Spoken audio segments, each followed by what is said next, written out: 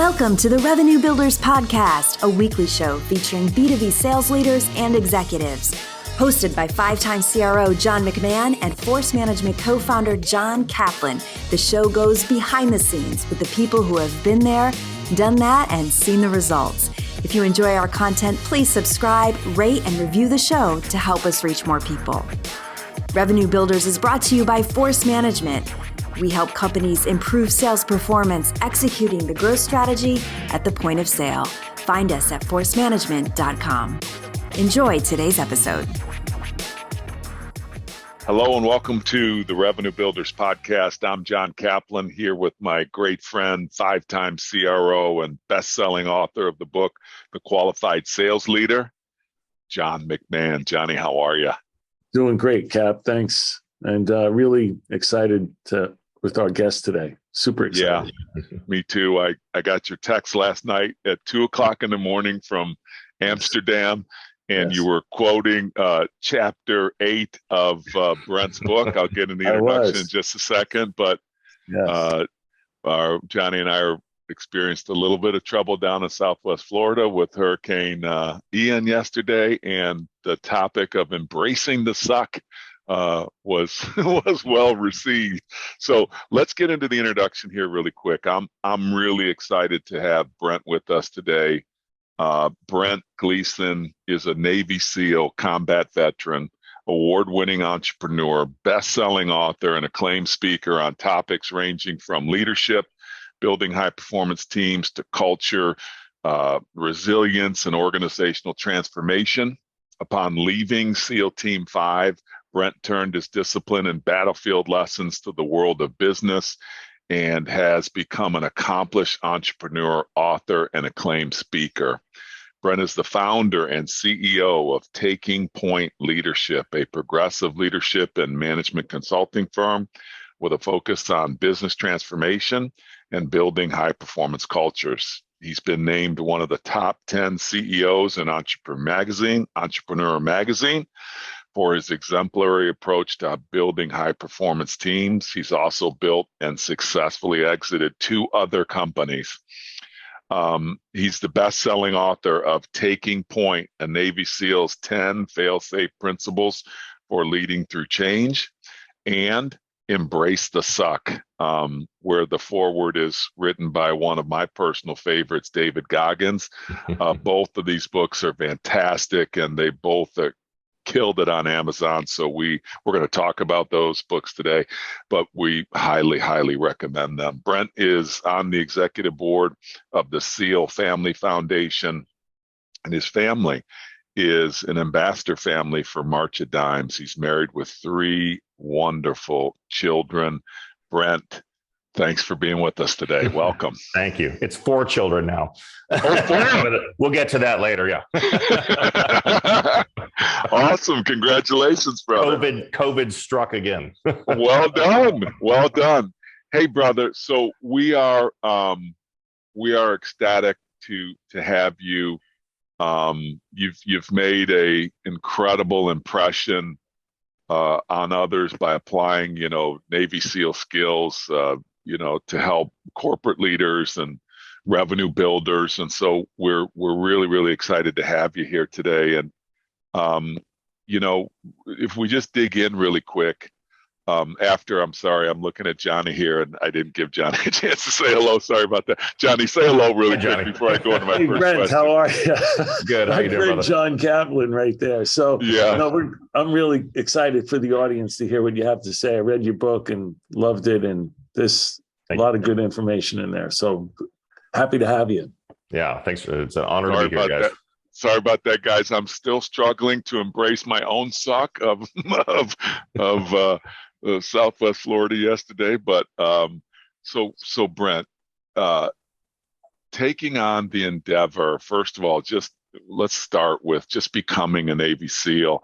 I think your story's fascinating because you're sitting just a year out of SMU with a finance and economics degree, and you're working in corporate America. Could you just kind of walk us through how that all kind of developed for you? How'd you become a SEAL? was a very natural progression. No, I grew up in Dallas and did my undergrad at SMU. And when I graduated, I took a job as a financial analyst. And at that time, I had a very close friend of mine, one of my actual fraternity brothers at SMU, who was a year behind me in school. And so he was a senior. I was working in the financial sector, but he was one of these young men who had a more or less lifelong dream and passion to test the waters in the naval special warfare community, keeping in mind that this is right before 9/11. So a different mindset. So for many, myself included, it was more of a personal challenge at that time because we were not at war yet. And so he and I started training together when I was a senior. He was a junior. And then when I had graduated and started working and he was a senior, for me, there was no intent on actually leaving my newfound career to join the military. It was just a way to, stay fit, have an accountability partner, and then simultaneously help a friend prepare for the arduous journey ahead. But by nature of the fact of our workout regimen, we spent a lot of time together. So every single night after work, Saturdays and Sundays on the weekends, calisthenics, distance running, training and doing marathons, long swims. Obviously, we were having a lot of conversation and dialogue about the implications of the challenge he was embarking upon. So it piqued my interest, and I started doing some research and reading books about the history of the naval special warfare community, all the way back from our forefathers from the underwater demolition teams in World War II through Korea to Vietnam, where we essentially became the organization that we are today, at least in its infancy. And I became fascinated with the culture of the organization and the structure and how we, all the way from talent acquisition to onboarding to training and development, how we design an organizational environment that creates the most high-performing individuals in the world, at least, within the warfare sector. And so that growing fascination, coupled with the extremely boring nature of my entry-level financial analyst position, working 80 hours a week, chest deep in pivot tables and financial reports, I was like, you know what? This sucks. So I don't want to embrace this. Let's go embrace some different sucks. So I actually wrote my parents a handwritten letter. Clearly, I'm just aged myself. This is a long time ago. Wrote them a handwritten letter and told them I was leaving my job to join my buddy Matt on his journey of nautical nonsense, and that's where we began. So we actually left Dallas and moved up to Crested Butte, Colorado. We trained there at high altitude for about 6 months, 10 to 12 hours a day, 7 days a week, preparing ourselves physically and mentally, and then early 2000 joined the Navy, and that's where it began. Wow, it's amazing. How'd your parents received that when you sent them? I've made a lot of bad decisions in my life, and that was the first one. Yeah, how'd your parents take that when you sent them that handwritten note? I think they went through the stages of grief, shock initially, anger, confusion. Now, once they realized that I was very serious and passionate about this course that I was embarking upon, they were, I would say, cautiously optimistic because of, they didn't know much about the SEAL training pipeline, but they did know that we have an extremely high attrition rate. So there's a high level of risk, obviously. Not to mention they were just glad I had a job in general. So now making such a radical shift, and transition in my life, obviously anybody would be, I'd be remiss to say that anybody wasn't, a little bit skeptical of the outcome. So I did have a large contingent of highly skeptical friends, family, and colleagues that were trying to push me in a different direction. But I think if I reflect back on that, it just put more fuel on the fire. Now so you go into the Navy SEAL program and you are surrounded by some of the most elite performers on the planet. And I want to talk to you about kind of two different scenarios. The first scenario is you're looking around and you're seeing just some of these characteristics of being elite. And I'd like you to describe those for us. So talk about what you noticed about individuals and some of the common characteristics of why you were there and Sure. what you were learning about yourself. But then also, let's follow up with, there were also elite performers that went. I mean, you're not going to that if you're not elite in the first place, but there's also people that rang the bell. And I'd like for you to maybe share with us where there's some common characteristics, not judgmental of anybody that rings the bell, but were there just some common characteristics of people that didn't make it? So would you talk Sure. about what you noticed about the ones who excelled and what you noticed about the ones who didn't make it? Yeah, SEAL training is a fascinating social experiment. One of the interesting things when you reflect back on it, and any team guy would say the same thing, when you first get to BUDS, which is the first 6 months of our long training pipeline, which stands for Basic Underwater Demolition SEAL. Typically, that's what you're going to see on TV or in the movies depicted, or Discovery Channel documentaries. When you first get there, let's say for easy math, you start with around 200 students in each class. We run 6 classes a year. So every 2 months, a new class begins and cycles through. But obviously, from the onset, it's very much an individual exercise. Each individual has worked very hard to get just into the program. And so you're sizing each other up. And the interesting thing is, of the people you initially think, well, that guy, he looks like he was going to make it. He's going to make it. Not that guy, not that guy. You would be wrong every single time. The people you're standing with at graduation are not the people that you probably initially thought, just by, again, judging a book by its cover, would be the ones who would make it. You've got, it doesn't matter about your background culturally, physically, education-wise. People might not think that the NSW community has a lot of diversity, but we have a large amount of diversity of thought, experience, education, people from all walks of life coming into this community, which obviously is to our benefit, and that's what we're looking for. But yeah, there were definitely a few individuals, David Goggins being one of them. I was like, okay, I don't think I've seen this guy smile once since we got here. And then tell me, dude, is he as much of a nutter as he appears to be in his writings? Oh, way more. Holy smokes! Now and as many of the listeners and viewers know, from reading his book, phenomenal. It's Crushed It, Can't Hurt Me. Great story. Yes. And that's a lot of it fueled a lot of my research on resilience too, not to get off on too much of a tangent, but it's fascinating because it does apply to our conversation around the SEAL training pipeline. Resilience doesn't necessarily come from people having an arduous childhood or coming from a lot of adversity necessarily. Sometimes it's chosen. Sometimes it's intentional in the fact that people who choose to push the boundaries of their comfort zone and everything they choose to commit to, that builds resilience as well. So, I was in Boat Crew 2. David talks a lot about Boat Crew 2. We were in the same boat crew together. We went to SEAL Team 5 together. So he was maybe just one of like 2 or 3 individuals I can think of that I was saying, yeah, those guys are going to make it. But otherwise, you'd be wrong about that. But what you see very quickly in the training process is those who are truly committed.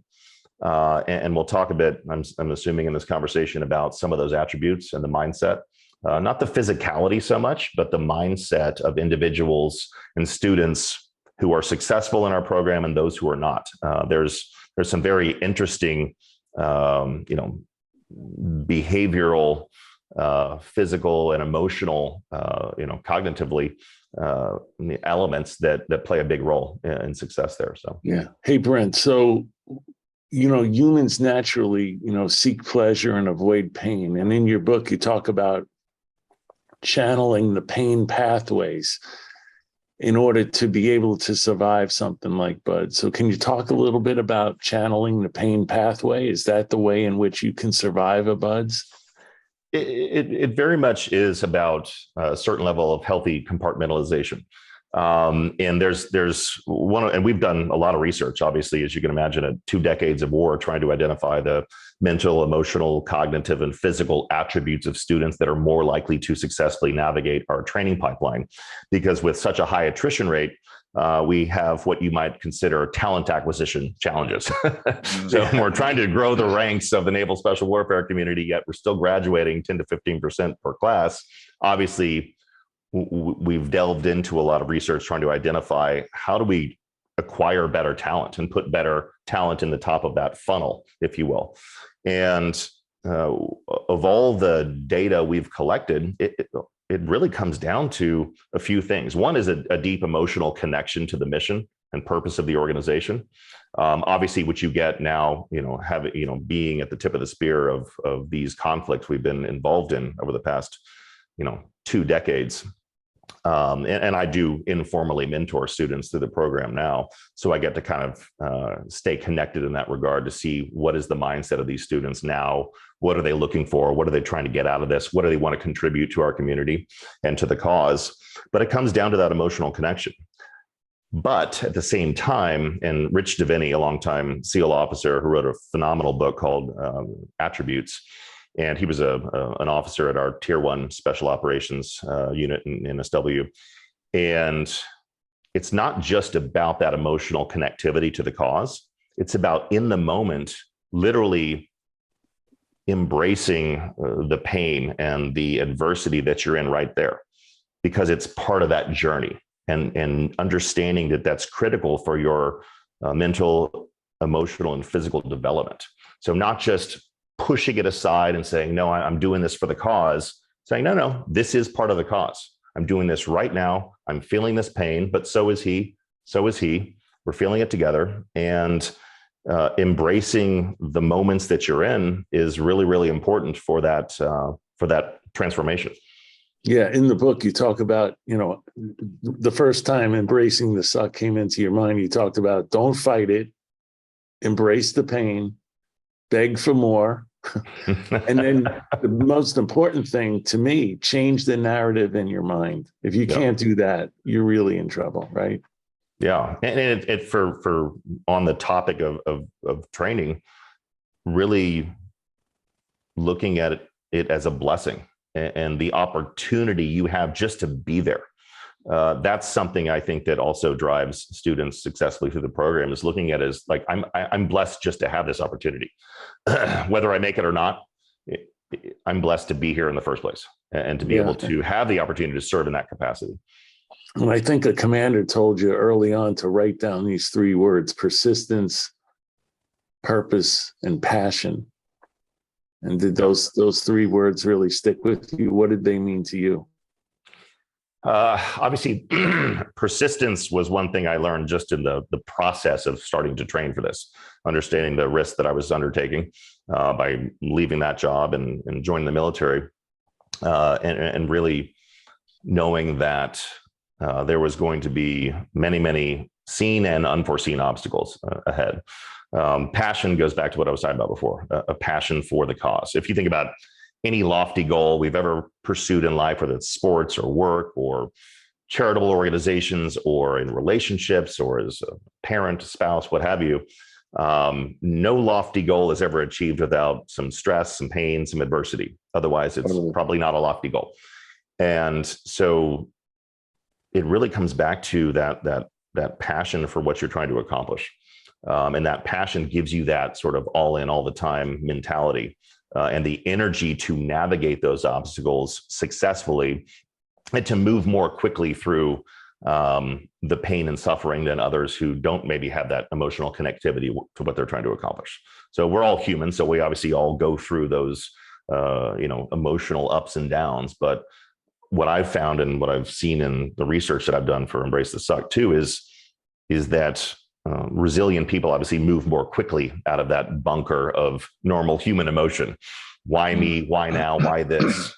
Focusing on things that are wildly out of our control, as opposed to resilient people and thinkers who move more quickly towards action-oriented execution. Now, Brent, one of my favorite books on the planet is Viktor Frankl's Man's Search for Meaning. Yeah. And in that, my first experience with really kind of learning about, resilience defined in that way of talk about embracing the suck, of being a Holocaust prisoner and then, being a survivor. What the data showed back then was that people that had the ability to stay focused on a future that was something different than what they were experiencing now, where the eye on the prize is bigger than what you're experiencing.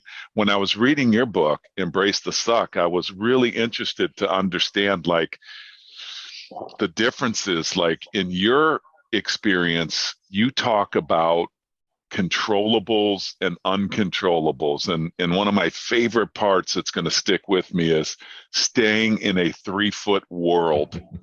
And would you just kind of talk a little bit about that? And then also, is there a combination of the two, like definitions of resilience of people that they can see themselves in the future successfully, so therefore they can endure what they're enduring now. Your premise is similar to that, but it's also not missing the journey of the hard stuff that you're experiencing right now and leaning into it. And I'm not asking you to compare like Holocaust to we're not going to go there, but could you talk about the differences in the two mindsets and where maybe they come together? Yeah, absolutely. The 3-foot world methodology, as you know, is borrowed from one of my closest friends, Mark Owen, who wrote No Easy Day, the first book about the Bin Laden mission. Longtime friend. We were in the same platoon at SEAL Team 5 together before he went on to a selection process for our Tier 1 organization. And in his book, and we've talked about this obviously casually in person too, it's from a story. His troop is doing some lead climber rock climbing training outside of Las Vegas. And lead climber is where obviously you're doing a multi-pitch climb with multiple climbers. And the lead climber obviously is the one at the top who is setting the course, setting the protection in the rock. And so if you think about it, you're climbing, let's say 20 feet above your last piece of protection. If you fall, you're going to fall 40 feet before the rope, snaps you in half and bounces you back up. So, and surprisingly, not all SEALs love heights. So some of them are terrified of heights, but still love jumping out of airplanes and rock climbing. So he was high up on this pitch and got to a position where, he wasn't trusting his foothold, couldn't see the next move on the route he had coursed out. And so he was kind of frozen like a cat. And the instructor noticed, and obviously his teammates started kind of making fun of him. Of course, that's what we do. And so the instructor scales up the, free climbs up this pitch to Mark's position, and was like, "What's up? What's the problem?"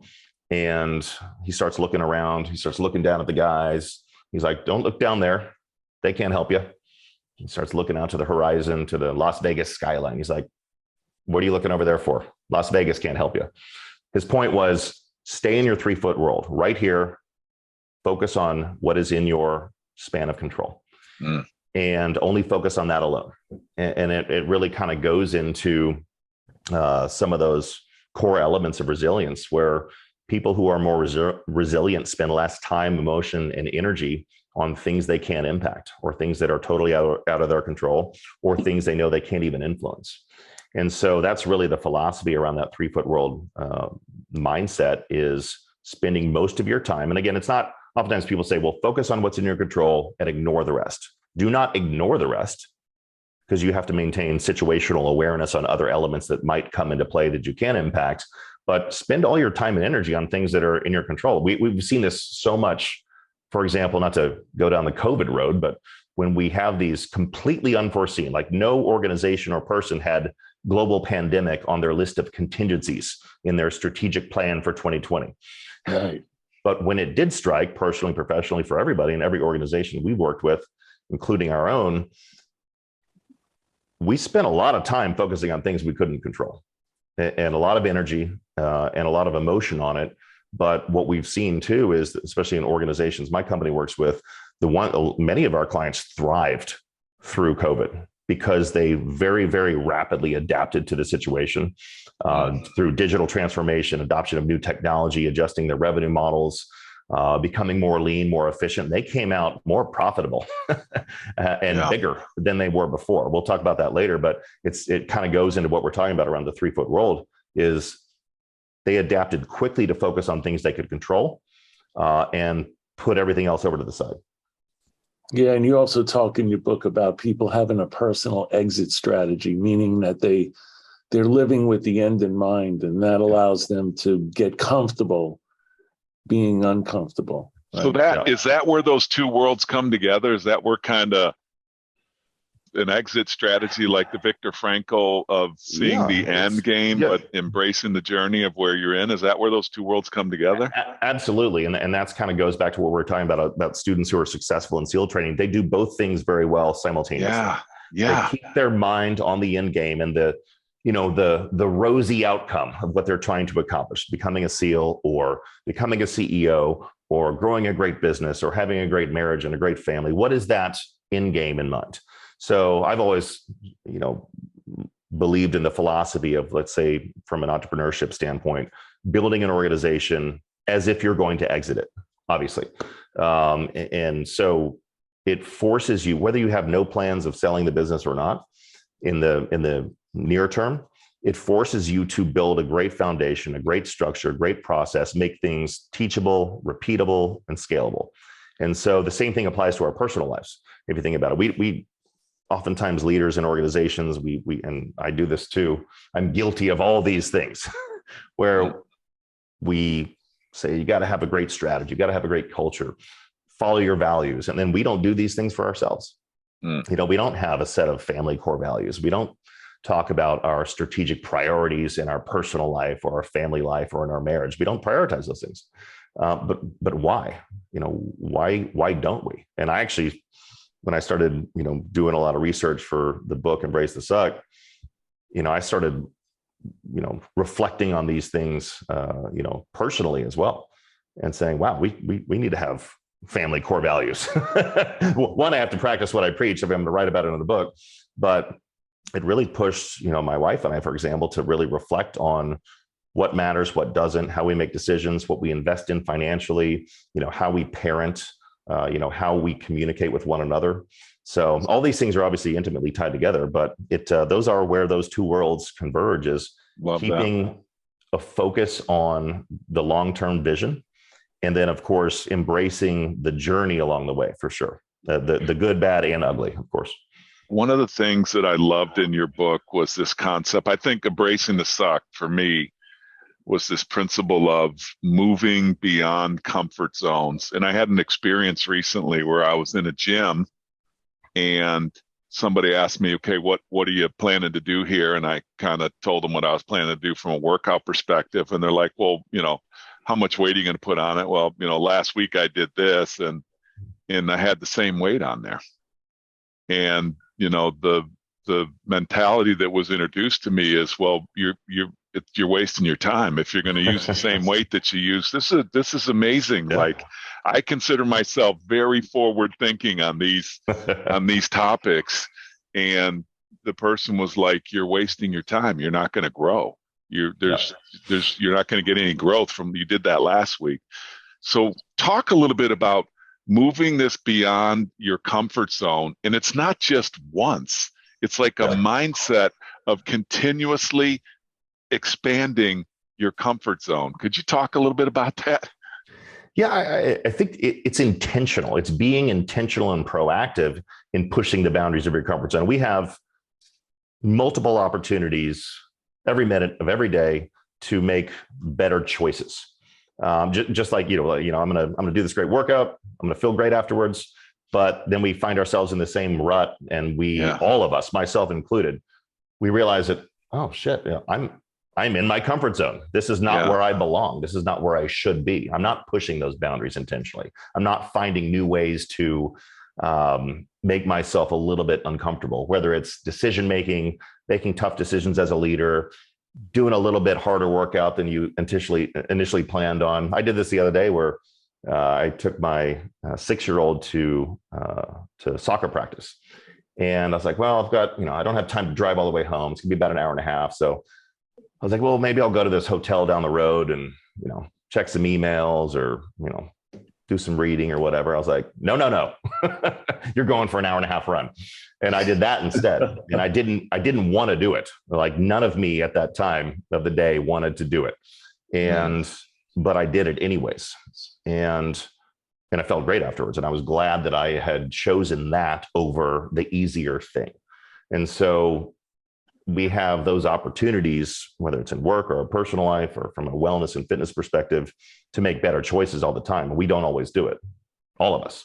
Because the hardest part do sometimes naturally seek, we seek comfort and pleasure naturally, as opposed to seeking pain. But when we can kind of retrain our brains and John, like you said earlier, kind of change the narrative in your mind, you naturally become more inclined to choose the harder stuff. And that's what I tell like some of the young folks that I mentor is do hard shit, like on purpose all the time, every single day. Find one thing, and I wrote about in the book, like David says, do something that sucks every single day. One thing, whether it's that tough decision, that difficult conversation you don't want to have with a colleague or a client or your spouse or your child. Just do it. Front load it in the first part of your day and get it out of the way. And once you do things like that, I'm guilty of this lifelong. Typically, especially as a leader, that's something I've always gotten feedback is I'm a bit of a conflict avoider, actually. On the literal battlefield, I'll run to the sound of gunfire every single time. But I've typically trended towards not wanting to have that conversation. I know I'm going into a board meeting where I'm going to get yelled at, or this person I have to fire, or somebody needs to fire them. And I'm just like, let's push that to tomorrow's to-do list, or that could really wait till next week. And when we do that, what happens? Well, the problem just gets worse, or it becomes more cancerous, more toxic. And then you're like, why? And then you finally do it. And you're like, why the hell didn't I do that 3 months ago? Right. And you realize it wasn't that big of a deal in the first place. For me, for things like that, what I've always found is just taking that first step is the hardest part, right? So if I need to go on a run or used to ride bikes, I'll put my cycling gear on and go downstairs. Yeah. And then my kids are going, "Oh, you going on a ride?" And I go, like, maybe. Yeah, I guess I am, right? You're committed now. Go back upstairs and take my cycling gear off? I like that. I can't. Or if I put my running gear on and the hardest part is putting the running gear on and closing the door behind you. My wife does it all the time. Close the door behind me. She'll have her workout back inside. She'll have her workout clothes on. I'm like, you going to work out? She's like, I don't know. Like, guys, all joking aside, I remember 30 years ago when I used to do what was back in the day called cold calling. And my office was probably 45 minutes away from where I lived. I would wake up in the morning. I'm thinking about this right now. And I knew that I was going to be in my house all day and I'm going to be on the phone. There's no Zoom. There's none of that. Yeah. And I would get up and I would put my suit on. This is a true story. Yes. And you guys are totally getting me motivated right now. And and my wife would come to me and say, she did one time, and then she just realized I was a nutter anyways, but she'd say, "What are you doing?" She said, I thought you were going to work from home today. And I'm like, I am. And she's like, "What are you doing?" And I said, "Well, I'm getting ready to go to work." And she goes, "Yeah, but you're wearing your suit." And I said, "Yeah." And I remember saying to her, I said, "I got to get my mind right." Mm-hmm. I got to get my mind right. And that, like what you're saying, what both of you are saying is it's intentional. It is very, very intentional. And just by putting on that suit was like, John, what am I going to do? I'm going to put on a suit and then I'm going to goof around all day? No, I'm going to put on that suit and remind myself of why I'm here and what I'm doing. So I love the topic that you guys are discussing is that, you're not born with this stuff. These are choices that we all have the ability to make. And Brent, what you're encouraging us to do in the book, again, we're talking about the book, Embrace the Suck, which could be found easily on Amazon. It's a great read, but really what you're talking about, Brent, is, you have elite performance in Navy SEALs and all this great stuff you're doing, but you're giving us ideas that begin with choices.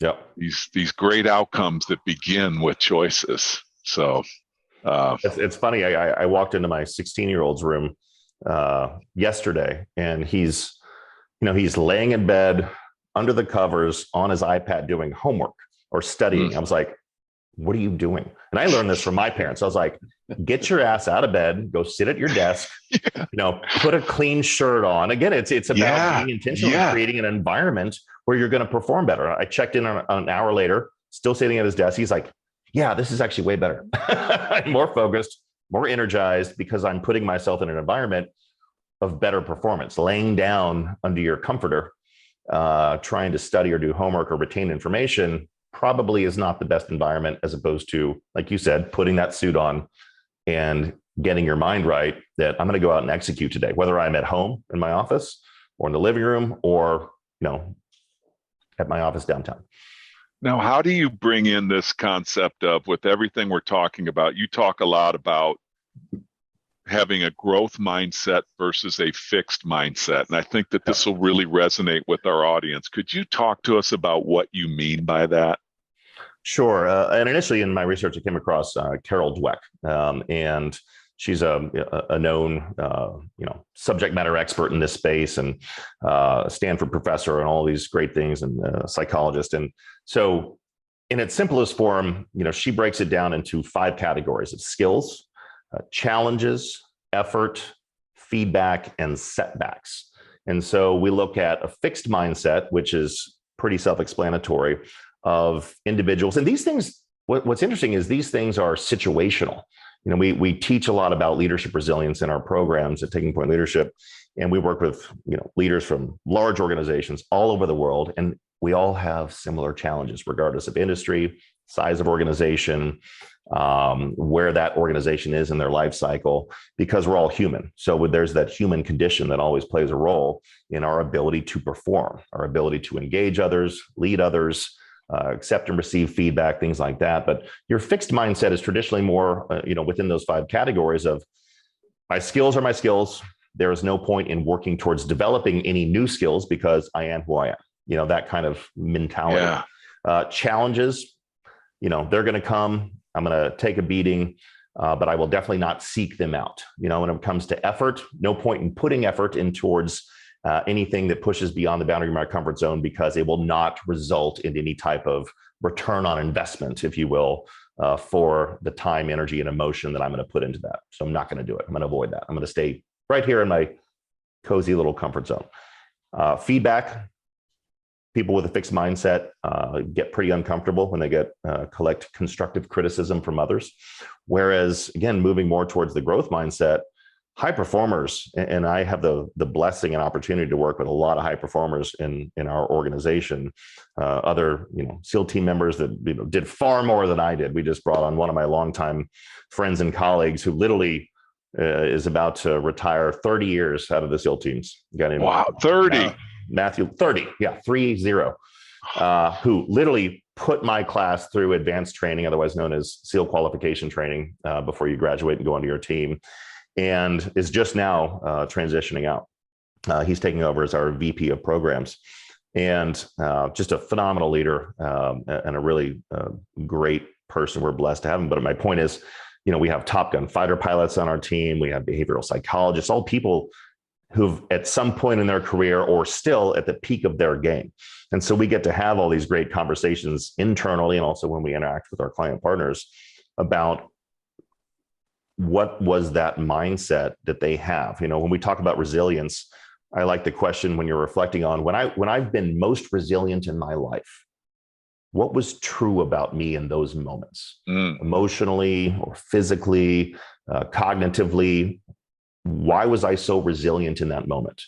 And conversely, when I've been the least resilient in my life, what was true about me then? So again, these things they're cyclical, they're situational. So we don't always have a fixed mindset. We don't always have a growth mindset. When we're put into positions that push us beyond the boundaries of our comfort zone, sometimes initially we go back to that fixed mindset. Like, I am not seeking this out. I did not foresee this life or work ambush. I don't feel like I want to go down this path. And so, but what's interesting about people who, or teams that trend towards that growth mindset, is they are intentional in developing their skills continually. They believe in what the Japanese call Kaizen, continuous improvement, and continually debriefing, What's working, what's not working? How do we apply these lessons learned to be in a continuous state of improvement? Challenges, let's seek them out. Let's go find a new challenging opportunity or a new way to innovate and be more creative or adaptive with what we're trying to accomplish. Effort, it's always there. Regardless of what they're trying to accomplish, whether it's a small menial task or a large lofty goal, resilient people and teams are always working beyond the boundaries of their comfort zone, almost continually. It's really fascinating to research this, talk about it, or experience it. And going back to feedback, and I've seen this, and again, someone who's more of a conflict avoider, this is something I'm always working on. Sometimes I don't want constructive criticism. My wife gives me plenty of constructive criticism every day. And sometimes I don't want to accept it. And sometimes I get a little touchy about it. She's like, "You're not practicing what you preach." And then I get more annoyed when she says that. And I would say this if she was sitting right here. But I remember one time after an initial interaction with a new team member, former, Marine Lieutenant Colonel, Top Gun fighter pilot, Top Gun instructor. The joke was once this movie comes out, nobody's going to want to hear from Navy SEALs anymore. They're all going to want to hear from Top Gun fighter pilots, which seems to be true. And we sat down, and he took his glasses off. He's like, "All right, what do you got for me?" I was like, I thought it was great, and I was giving him all this positive. He's like, no. We'll talk about that later. What do you got for me? And he meant like, what could I improve? And I don't mean just like kind of casually. He was very, very intent on collecting constructive criticism, like a deep desire to improve, not just from our own self-reflection, but from the feedback and insight of others. And that is something that we see all the time in organizations where when leaders, for example, are ripe for development, they have that mindset where they are very accepting of not just their own personal perception of how they're doing as a leader, but they want to collect really, really good, constructive, anonymous or non-anonymous feedback from those that they lead. And that is one of the best ways to build trust and accountability in an organization is when we lead with that mindset. You talk about in your book, you talk about one of the ethos, and I think it's not only a Navy SEAL ethos, but it's your personal ethos as well, as my training is never complete, and therefore that's how you hold yourself. You have this mindset of my training is never complete, so therefore I'm open for feedback and I'm constantly looking for continuous improvement. Hey, I want to talk to you about this one concept in the book. Just really blew me away because I think it is so well described. You talked about the instructors. So we're kind of switching gears a little bit here from a leader leading people. You talked about how the instructors would always be able to spot the gray man. And I thought that was such an unbelievable characterization of exactly what we're talking about. Maybe somebody with a fixed mindset, which is, I'm doing what's required of me. I'm not comfortable being uncomfortable. Therefore, I don't want to make a mistake. So I don't want to stick out. And you talked about the instructors in the first day or a couple of days, they'd look and say, okay, where are the gray men? And could you talk a little bit about that? Because then I want to talk about how to lead gray men and women like that and to help them get out of that. But talk a little bit more about what that means. Well, we all sometimes want to be the gray man or woman. Yes. If we don't want to stick out, we don't want to suck, but we don't necessarily want to be like pushing the boundaries where we're getting noticed. And then obviously you're opening yourself up for criticism. I'm guilty of that all day long. But going back to training, I actually want to equate this obviously to organizations as well, because you have these three subsets of people in an organization as well. The biggest bulk is sort of that gray area of your sort of relatively disengaged people who are, like you said, they're, I'm doing what I'm supposed to be doing, but I'm not going to go above and beyond. I don't want to suck, but at the same time, I also just want to kind of punch in and punch out. And so there is a huge temptation, obviously, in SEAL training, especially when your class is at the beginning of its journey and it's large, a couple hundred people. And you just kind of want to blend in. You don't want extra attention from the instructors. Nobody does. Maybe some people.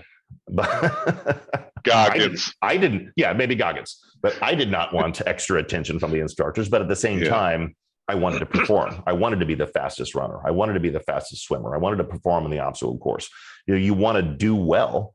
And it kind of initially is for your own personal benefit in that journey, but you quickly realize, and students quickly realize, you'll go further faster as a team. So everything you do is in boat crews in those early days. So 7-person teams, 6 enlisted students and 1 naval officer who is the coxswain of the boat crew leader. But the instructors look for people who are trying to blend in. And so there is it doesn't work. So it's kind of, you learn quickly, don't even try. Just do your best, support the person to your left, support the person to your right, have that team mentality, and go all in every single day. And worry about the evolution you're in right now. Worry about passing the run, getting your fastest time and making it to breakfast.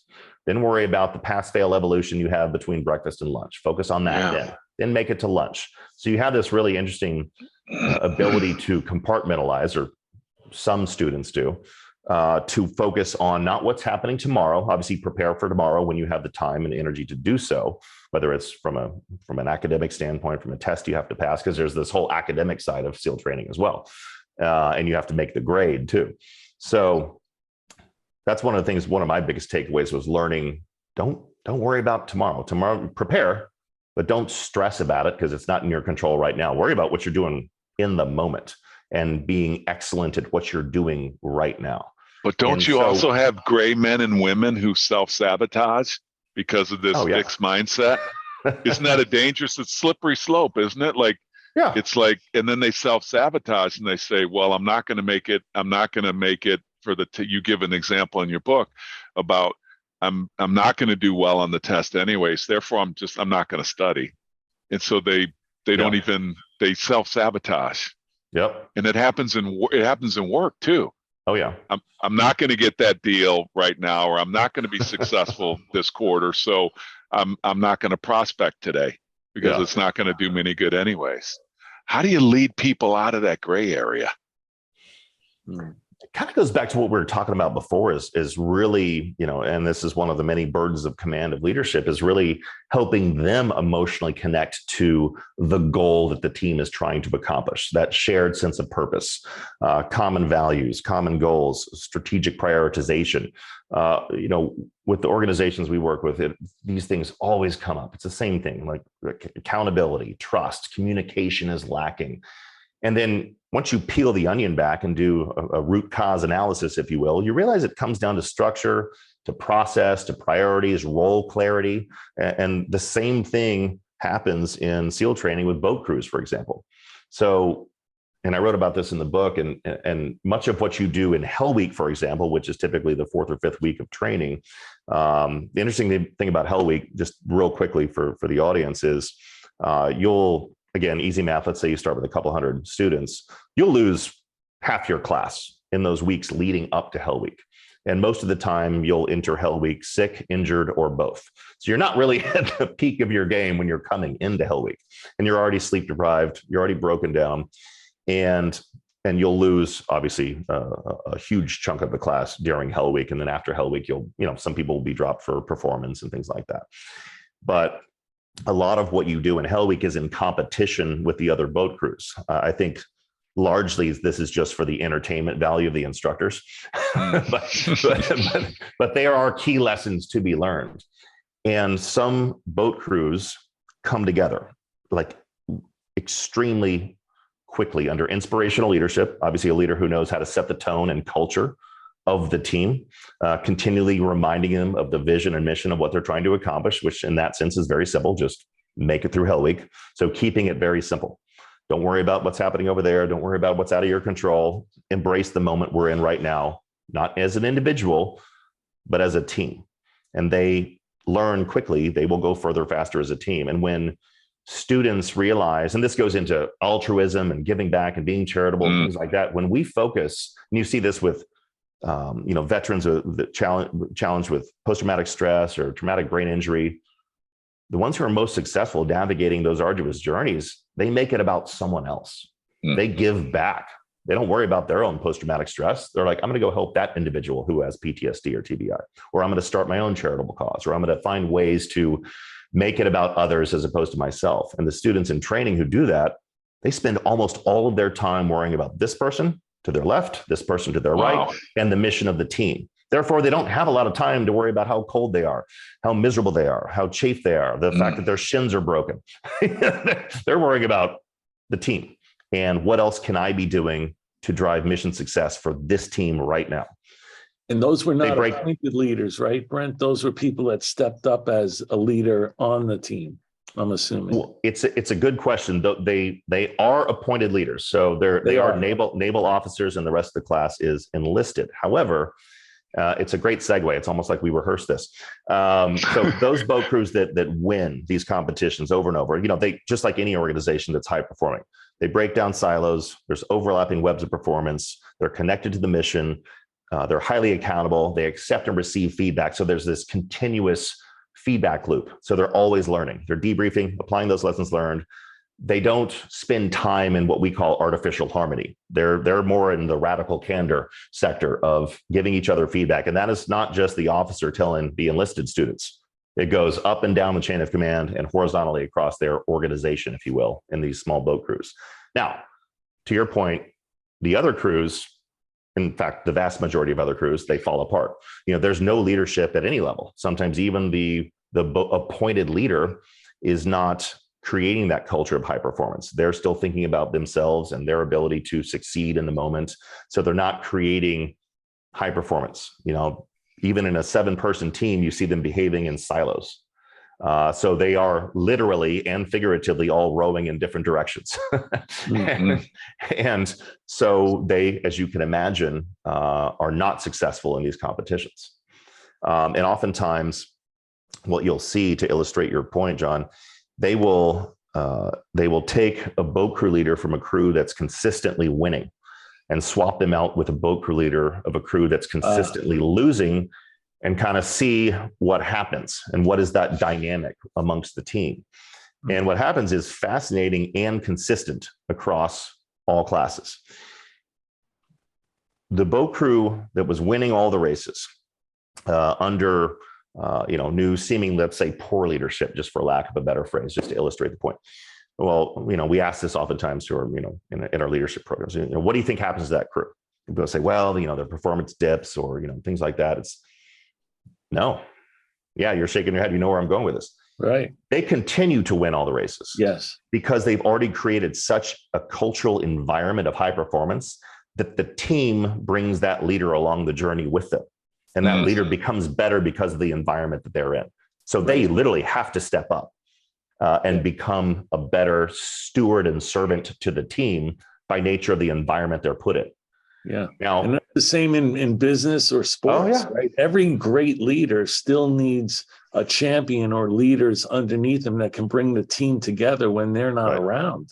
Otherwise, it's really tough being a leader. And if the team doesn't have a leader amongst them if you have a high performing team, John, you should be able to, without telling anybody, just not show up for a week. Yes. And nothing happens except great things. And that's how, as a leader, we're like, we should work ourselves out of a job, because that's how that you have, and I'm not just talking about succession planning and things like that, but it's a well-oiled machine that you don't have to be running. And that's how you've done your job, is because you've created other leaders. And that goes into the topic of having the ability to decentralize decision-making and not have a command and control environment, because as we all know, that doesn't work in today's environment. No, maybe it never did. For leaders, and they leave, and the team falls apart, and they say, "See, they really needed me." And I think, well, that was because you were a terrible leader. If you did your real job and you left, the team should still be able to be successful. It's a great point. This came up with one of our clients where there was a senior person. He's like, he was kind of going down that path of complaining about the team and this one project team. And I said, with respect, let me stop you right there. Whose fault is that? Yeah. And he was like, no, roger that. I'm tracking. I was like, no, let's talk about this. Let's unpack this a little bit. Whose fault is that? you're complaining about the performance, you're complaining about the project manager, what have you. But ultimately, if there's issues within the team, that's my fault as the leader.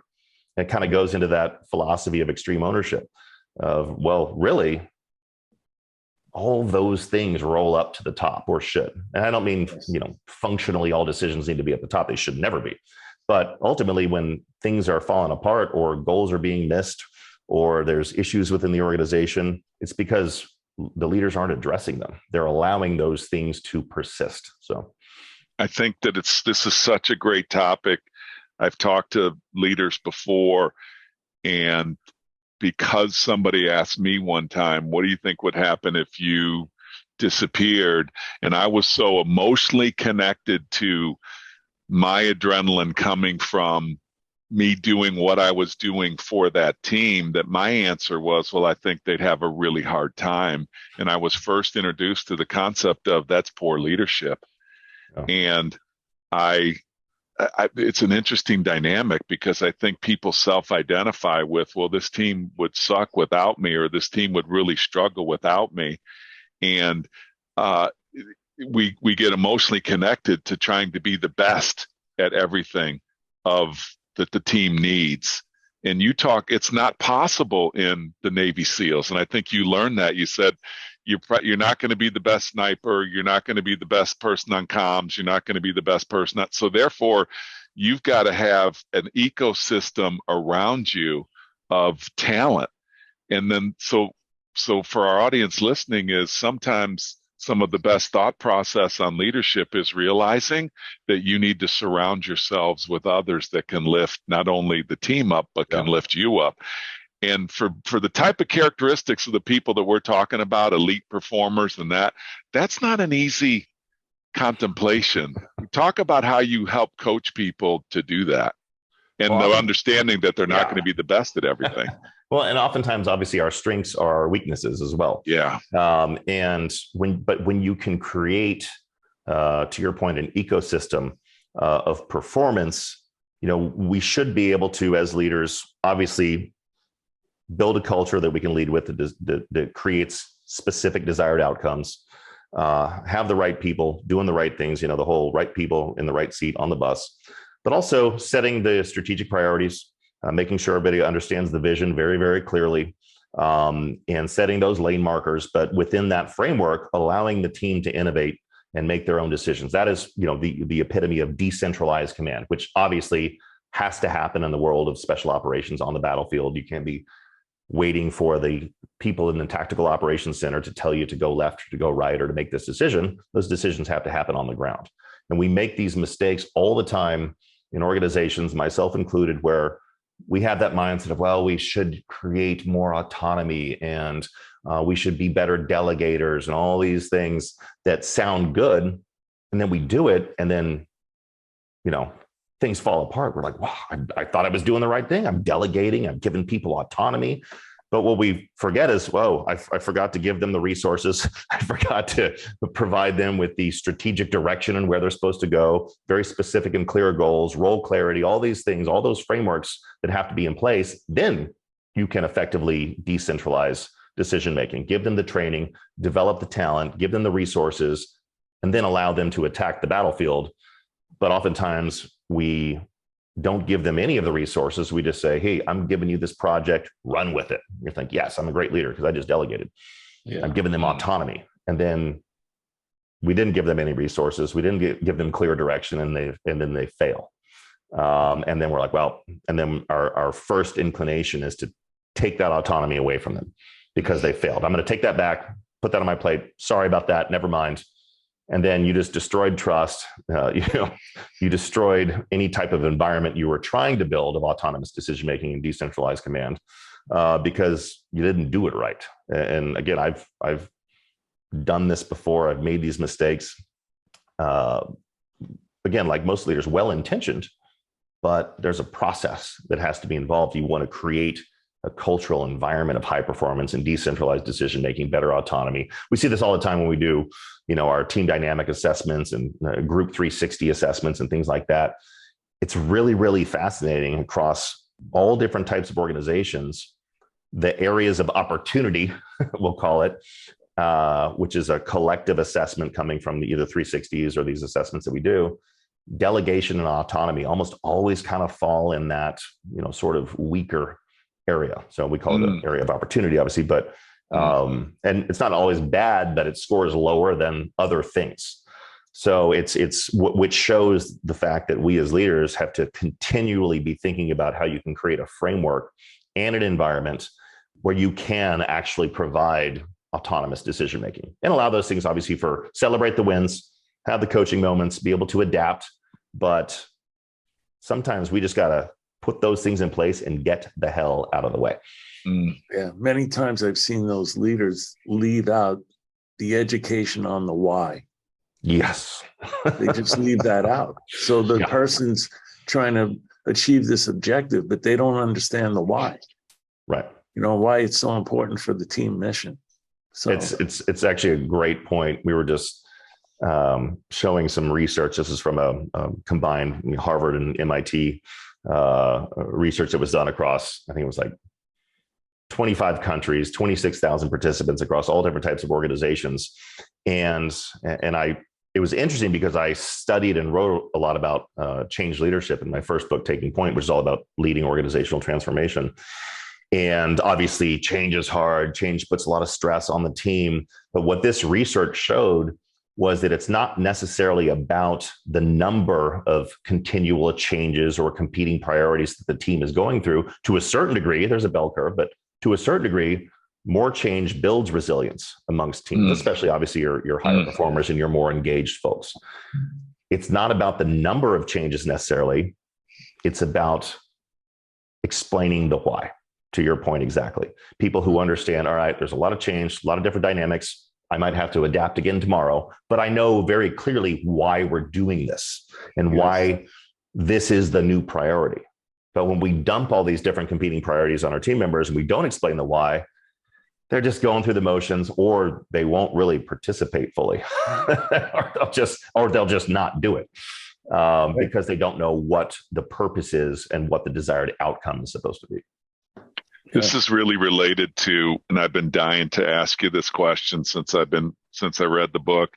It's related to the gray man. It's related to the why. I'm having a huge number of conversations with leaders that are, saying to me, John, what I'm really struggling with is I can't get people to care about stuff as much as I do. And they're talking about this new language that is quiet quitting. And, the great resignation.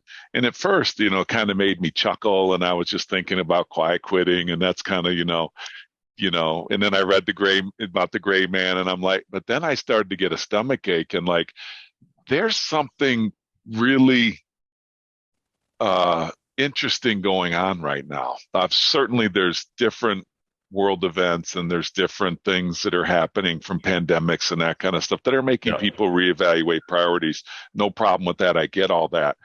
But I think there's some underlying things on a leader, if you wouldn't mind. I think we've done a good job speaking to the people. If you're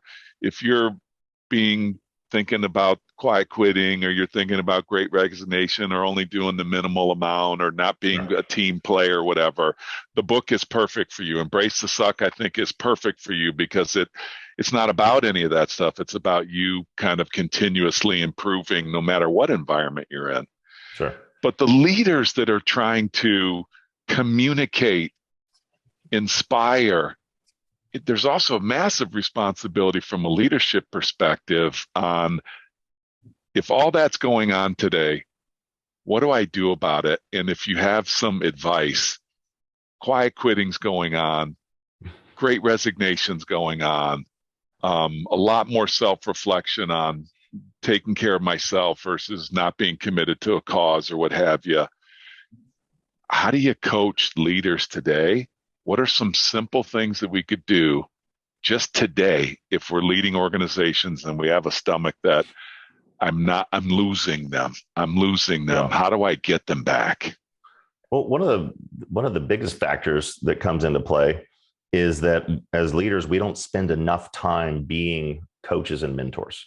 to our team members. We focus on growth, profitability, project execution, closing the deal, whatever the things you're measuring as an organization for what you're trying to accomplish. We focus most of our time, attention, energy on those things, and making sure obviously people have their priorities and they're trying to execute on what they're trying to accomplish, achieving their goals, et cetera. But we don't ask the right questions. We don't make the time to, this kind of goes back to what I was saying before, is one of the things that also falls into that lower category of opportunity, if you will, in these group assessments is one thing, for example, is identifying burnout. Because we're not paying attention. We're not, we're canceling our one-on-ones, or we're rescheduling them, or we don't come prepared. We don't ask real questions. Yeah. How are you tracking on these goals? Are you good? All right, roger that. Check the box. Did my one-on-one. But we're not actually getting to know the people. We're not making sure, again, there's obviously lines you don't want to cross when it comes to being overly personal with team members. But, as leaders, we have to know our people, and we have to know what motivates them. We have to know a little bit about their personal, intrinsic and extrinsic motivators. And that's how we obviously make decisions and understand when we can push the boundaries of their comfort zone, when we shouldn't, when we should ask the questions. Because obviously our high performers, we ignore them a lot of the time because they're high performers. We're like, oh, Susan, she's a badass. But Susan's saying yes to everything too. And then next thing you know, she puts in her 2-week notice because she's been so stressed out for 3 months. And I wasn't paying attention. I'm like, why are you leaving? What are you talking about?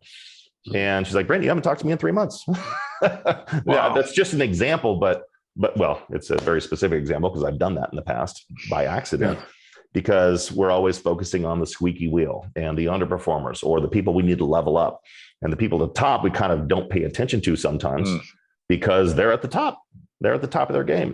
But it's interesting because identifying burnout, when we're not doing that, it shows that we're not paying attention to the people and the needs of the people. We're not investing time and energy in their development, their mental health, their physical well-being, things that all obviously intimately come together when it comes to performance on the job.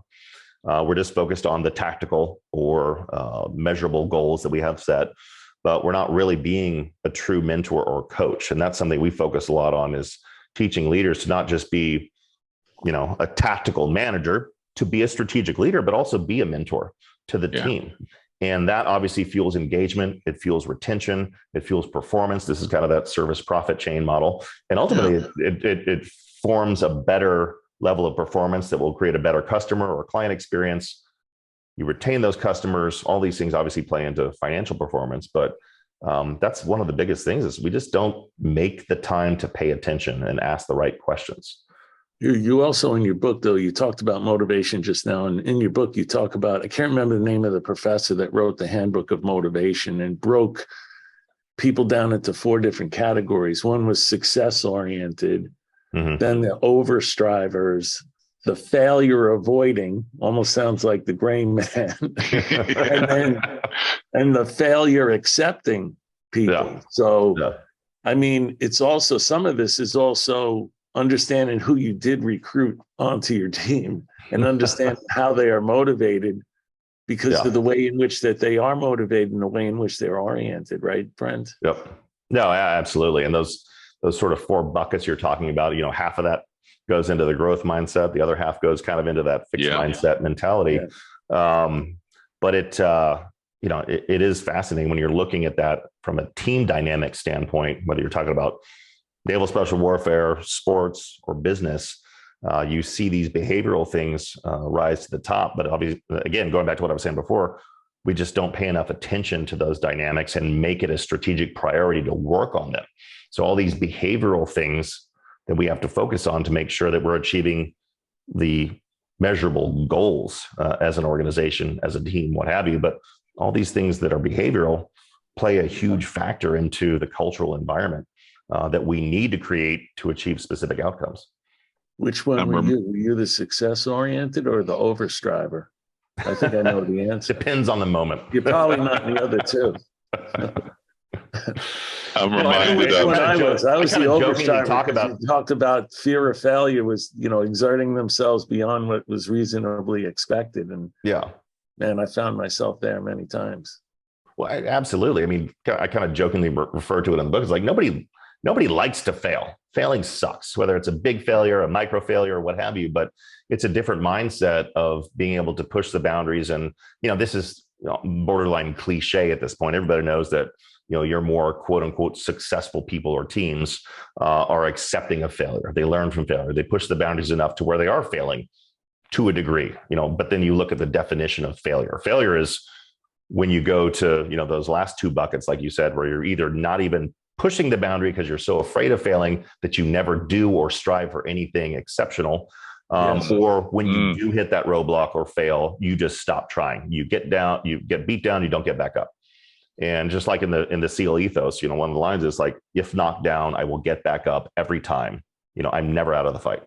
I believe in that so much. I have it tattooed on my arm in Latin, but that's a different story. But so when you look at the definition of failure, I call them like micro failures. It's not really true failure if you fall short of meeting an objective. You learn from it, you debrief with your team or yourself, you apply the lessons learned, and you keep moving forward, whether it's along that same trajectory or realizing sometimes we should quit, not quitting in the fact of like, well, you give up, but reminding of sometimes there's things we need to start doing and sometimes things we need to stop doing. So there's intentional quitting that high performers engage in as well, where they realize that the stuff that, it's kind of like Marshall Goldsmith's philosophy, what got you here won't get you there. So, systems, process, methodologies, people, behavior, mindset that get you to one level of success, whether that's in fitness or personal life or professional goals or sports or military, they're not going to be the same. That'll take you to that next level of growth, development, and goal achievement. Right. Some of that self-control, which in your book, you also talked about a study that found the top two qualities that are consistent predictors of success was intelligence and self-control. And what you've just been talking about is a lot of that self-control, understanding like, why am I doing what I'm doing? And is this going to help me or hurt me? Yeah. Well, you called it, Brent, you called it taming the tiger. Self-control was like, right? Didn't you call it taming the tiger in the book? Yeah, that was one of my favorite chapters to write. It was a taming temptation tiger. And so I had fun with it, but it really is about all those distractors and those things that aren't associated with achieving the things we want to or need to go down the path that we're trying to in our life or our work. We, again, going back to things that are in our control, out of our control, we spend a lot of time on stuff that just doesn't matter. I think a lot of people, again, not to harp on, COVID and the pandemic, but it did put people in any type of unforeseen life or work ambush is going to put you in that situation where you start reflecting and reassessing on what really matters, what you really care about, what your values are, what types of decisions you make, what you're wasting your time or your money on. I think a lot of people, and you kind of saw a lot of people go through, the past couple of years where they either came out of it stronger, wiser, more fit, more intelligent, in a completely different career. They quit their job and started that business that they wanted to start. And they've been talking about for 15 years, but were too afraid to do it. And then there's the other subset, and there's probably various subsets. There's another subset of people who were crushed by it and didn't know what to do and stayed for a long, long time. Again, going back to that bunker of normal human emotion of the why me, why now, why this, as opposed to other people who are like, dust off, get back up, go down the same path or do something completely different. Yeah. So Brent, we've had an unbelievable conversation with you. I know people are listening and going, okay, so first of all, we talked about a couple of things people can do immediately is go out and get the book, Taking Point Leadership, which you described as more about, running organizations, learning about how to instill those principles of success in organizations, and then Embrace the Suck, which is kind of more about, moving past difficult situations and learning from difficult situations to make you more resilient. So the first thing people can do is go out and get those books. Highly, highly recommend them. How else do people engage with you? I mean, Johnny, we've got a lot of people doing SKOs and, they're looking for speakers and they're looking for. January's coming up. Yeah. So how do they get a hold of you, Brent? Where are you social media wise?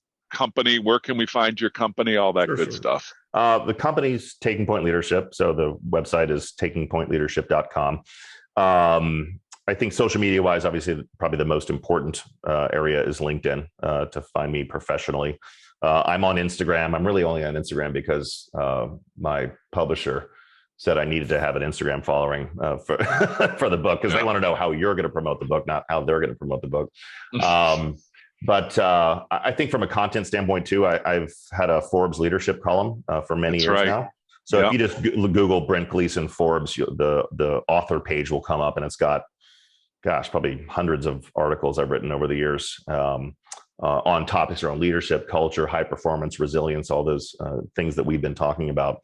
So those are probably the best places to find me and the team. I think people that are also looking to bring their teams together for, as Brent pointed out, core values and understanding, how do they bring value? What's the purpose? How do they achieve that purpose?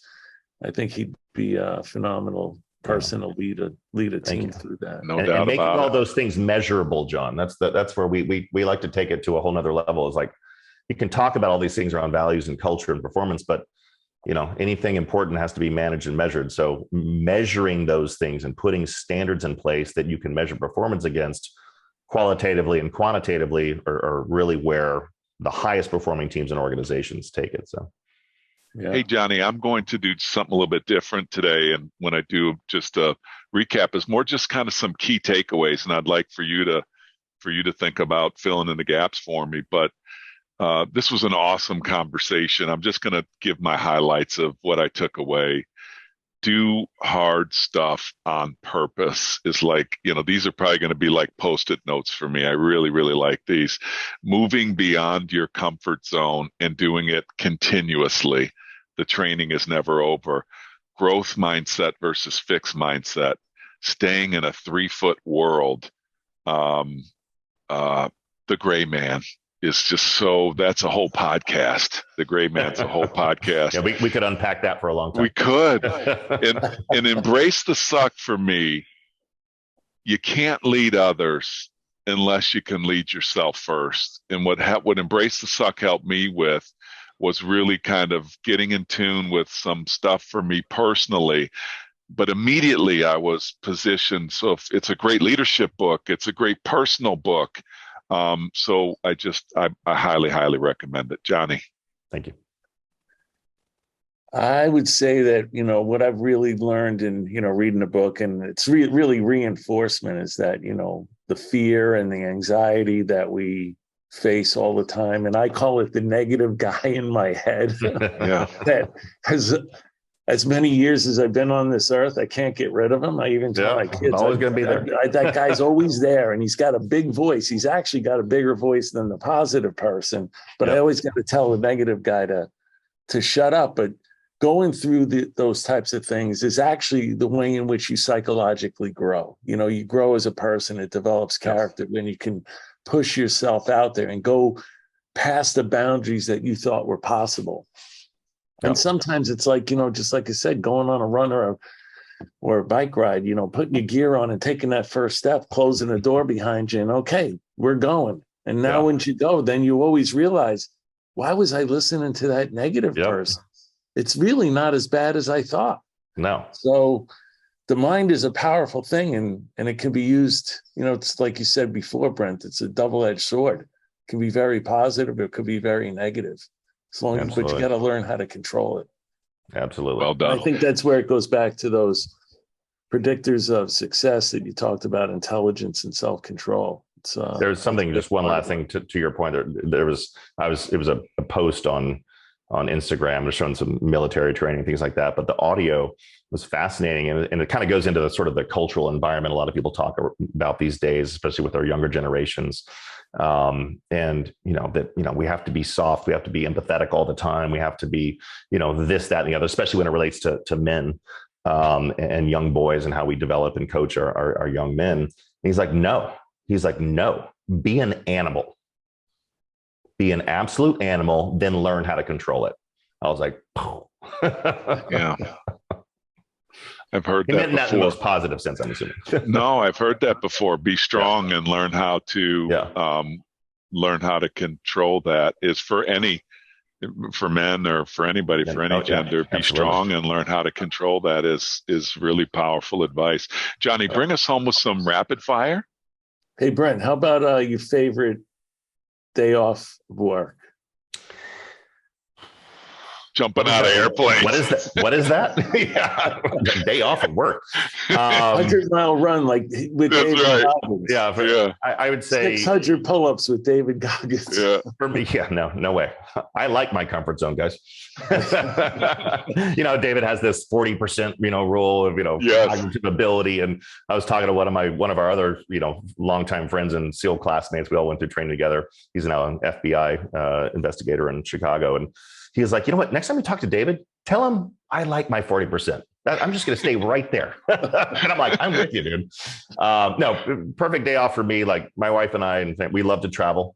So anything travel oriented, definitely fitness. So getting in that exercise, that long swim or run or both. And then, for me with 4 kids ranging from 16 to 22 months, it's family time. So, yeah. And what about your favorite meal? I would have to trend towards Mexican every single time. Maybe it's because I'm from Texas and I live in Southern California, but Mexican all day long.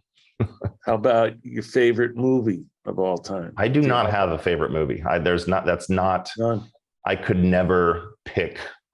I don't have a favorite book. I don't have a favorte movie because it would have to go. We'd have to narrow it down by genre if we were even going to. Right. Obviously, I'm a student of war, not to sound negative in a sense, but obviously based on my previous career, my dad was, always a big history buff when it came to that kind of stuff. So obviously movies that have to do with major conflicts and what we can learn from those would kind of fall into probably a prioritized category.